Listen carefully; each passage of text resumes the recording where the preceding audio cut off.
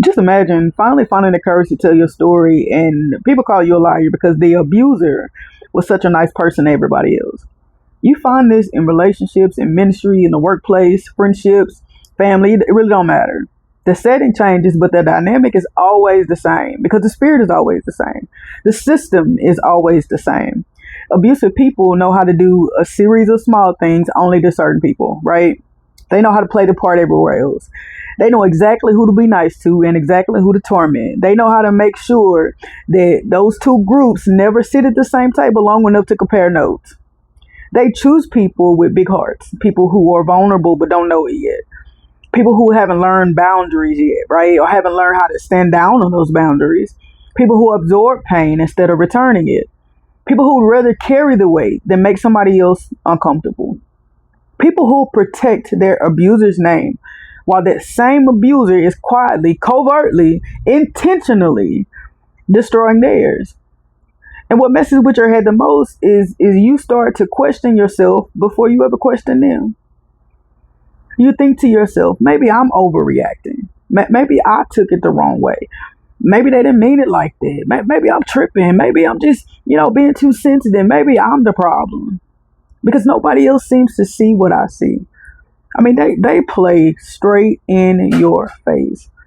That's not confusion on your part. That's the design. That's how they designed it. That's exactly how it's supposed to feel from the inside. They count on you doubting yourself. Because as long as you're auditing you, you're not auditing them. And by the time you finally wake up and work up the courage to say something, to name it, to tell somebody, to ask for help, to set the record straight, the people you're telling has already made up their minds about it. Because their abuser got there first. They've been planting seeds for months, sometimes years, smiling in everybody's face, showing up early, volunteering, posting scriptures, being such a nice person, right? So when you finally open your mouth, you don't sound like a victim, you sound like a liar. You sound bitter or jealous or like you're going through something, and they will definitely spin it that way. You sound like the problem. And then the people you thought would have your back tilt their head and say, "Are you sure?" They don't sound like them. That right there, I don't know about that. And that sentence, that's the one that makes survivors stop talking.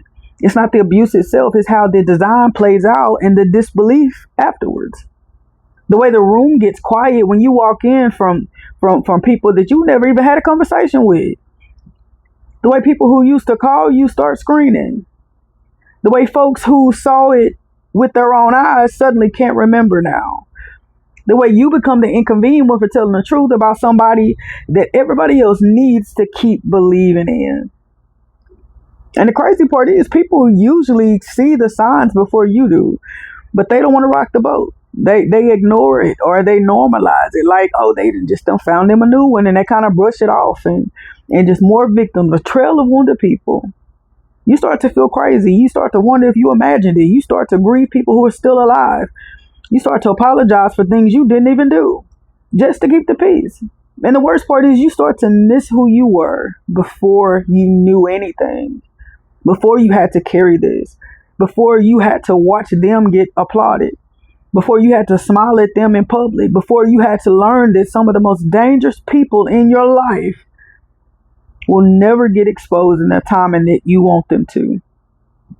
I mean, I just wonder how many people have left the church because they ran into somebody like this, somebody with influence, right? Who set their narrative first. But I'm telling you right now, and I want you to hear me, hear this part with your heart, all right? You're not crazy. You're not bitter. You're not making it up. You're not too sensitive. You're not exaggerating. And you're not the problem for finally telling the truth. You're just the first one brave enough to say it out loud. To say out loud what other people have been swallowing.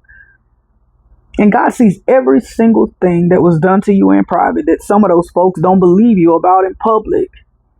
God is not slow. He's not absent. He's not on their side because, they showed up to church. He's a God of justice and he's a God of vindication, and he moves in his own time, but he moves. I'm telling you, the dude moves. So keep your hands clean. Keep your mouth disciplined. Don't go become what they said you were just because they said it loud enough. Your name is going to be cleared by the same God that they've been hiding behind. Watch.